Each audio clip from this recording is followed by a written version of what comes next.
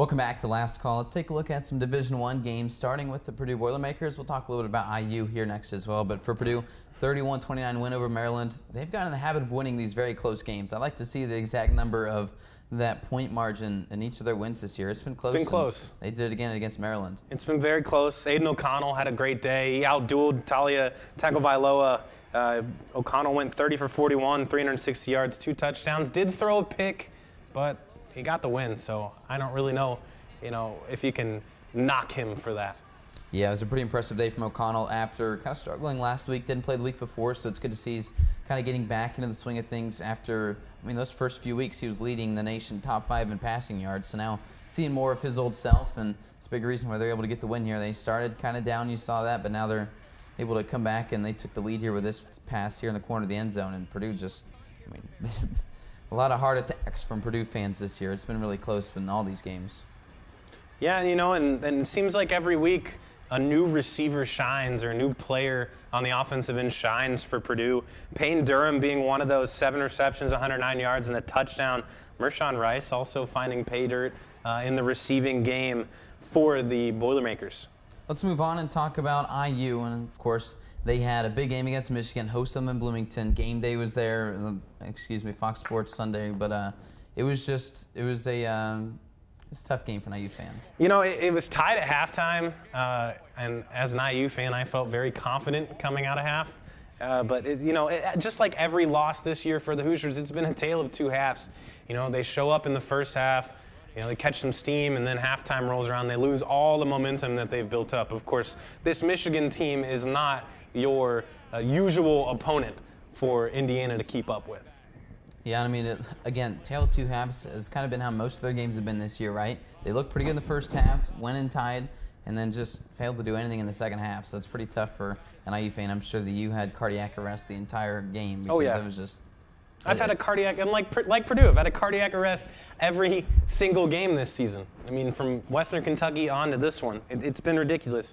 J.J. McCarthy from Michigan looked very good. He did throw an interception, threw for 3 touchdowns, over 300 yards. I really like him in this offense. I feel like the offense is kind of tailored to him with Blake Corum in the run game, really picking up a lot of yards running-wise, and that opens up the field for him to release some deep bombs down the field.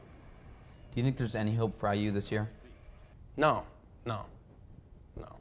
We've said that for weeks. No. Let's move on. Let's talk about how Alabama did. Came into the week ranked number 1. They dropped a couple spots because of this game.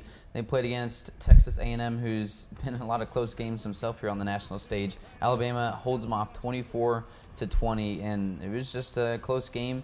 Obviously, Bryce Young is out. He's week to week, so he could come back this week, maybe the week after. If things don't go as well, they're going to reevaluate that shoulder injury today, but it just wasn't quite the showing we thought we'd see from Jalen Milroe. Still had a good day with 3 passing touchdowns, but not quite the same player as Young. Yeah, it was the running backs for Alabama. Jahmyr Gibbs, 21 carries, 154 yards. He didn't find the end zone, but he set them up nice to score some touchdowns there. As you see, the comeback though from Texas A&M, it was a good job. Devon Achane. He was fun to watch, and so was Haynes King. I thought Haynes King behind center did a very good job for the Aggies. Yeah, Alabama gets that close win, and again, they dropped down a couple spots, but still, you got to imagine once Bryce Young comes back, they're going to be a team to beat in college football. Let's move on, talk about Kansas and TCU. 2 ranked teams. Ranked not Kansas? highly ranked, but let me tell you. Ranked Kansas? After the horrible season they had this year, for them to be ranked 19 coming into this game, good for them. Of course, Jalen Daniels got hurt early. As you see there, he took a weird fall and had a TCU player fall on him. So Jason Bean replaced him, but there was a lot of similarities, Nathaniel. A lot of similarities between both teams. Yeah, in the end, TCU got that win 38-31. It was an interesting game. TCU ends up moving up to 13th now, so they bumped up a few spots in the AP poll, but it was just a weird game. It was definitely a great one, hard fought that came down to the end, but I don't know, like you said, these 2 teams played pretty similar. And I like Max Duggan a lot from TCU. He's done good things under center. He looked good against Kansas. It's a good Kansas team, and he came out throwing and firing on all cylinders. He finds Quentin Johnston, who went for 14 receptions, 204 yards, and 1 touchdown. That's a Madden stat line, to say the least. So, keep your eye on Max Duggan. He might start to creep into that Heisman conversation. Yeah, it's going to be pretty interesting to see how that goes the rest of the year with the Heisman. We talked about the Harlan Hill, the D2 version of Heisman. Here's the Heisman race we have for Division I, so it'll be interesting to see how that goes.